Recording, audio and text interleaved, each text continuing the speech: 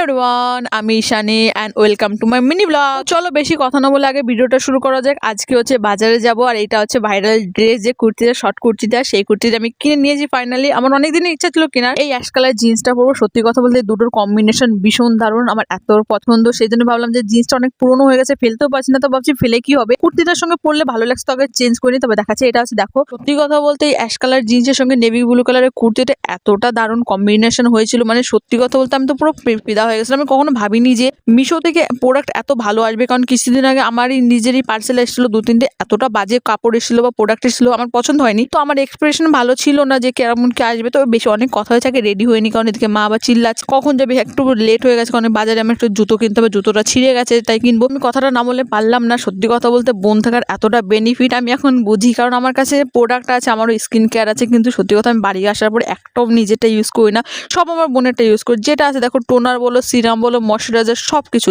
এবার সে দেখতে পাচ্ছ, সব এগুলো আমার বোনের, আমারও আছে। সেই জন্য আমার মাঝে মধ্যে আমার বোনের সঙ্গে ঝগড়া হয়। আমার বোন আমাকে বলে যে এত কিপ্ট হয়ে গেছিস, নিজের কিছু ইউজ কর, নিজের প্রোডাক্টগুলো ইউজ কর, কিন্তু আমি করি না। আমার বোন যতই আমাকে কথা শোনাক না, কিন্তু আমি করি। স্কিন কেয়ারের জন্য তো আমার আর আমার বোনের প্রত্যেকদিন ঝগড়া হতে থাকে। ও বলে আমার স্কিন কেয়ার ধরবি না, আমি তো বলেই দিয়েছি, দেখো আমি তো যতদিন বাইরে থাকবো আমি তোরগুলো ইউজ করবো, আমি আবার এগুলো কেন করবো, যখন ওরগুলো বাইরে এসে তো অনেক কথা হয়ে গেছে, তো আমি রেডিও হয়ে গেছি।